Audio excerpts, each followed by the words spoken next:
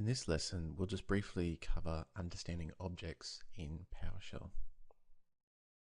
Now, PowerShell is object-based, and the concept of objects and object-oriented languages, such as PowerShell, it can sometimes be confusing for some people. So, although there are more complex descriptions for what objects and object-oriented languages and concepts are, one way to keep things nice and simple is to just think of an object as a thing that is made up of different bits of data.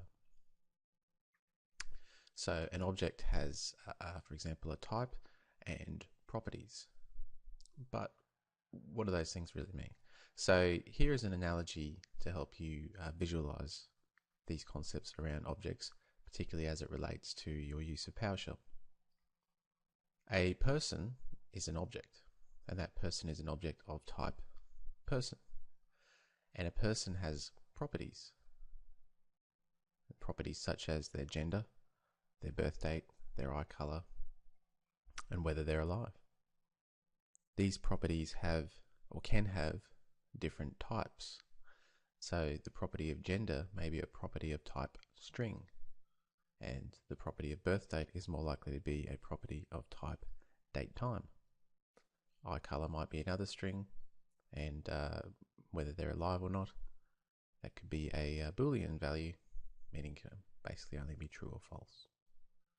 And of course, each property also has the value itself. So gender could be male or female. A birth date will be a date such as 19th of May 1975. Their eye color will be something like green. And of course, in this case, the person is alive, so is alive is set to true.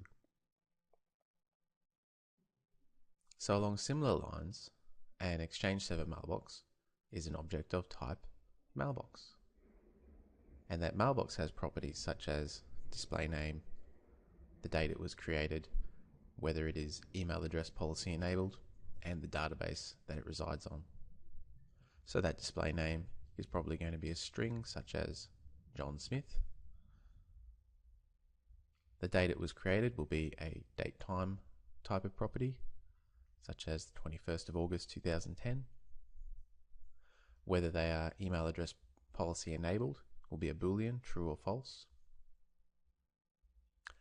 And the database that mailbox exists on can be a reference to another object ID.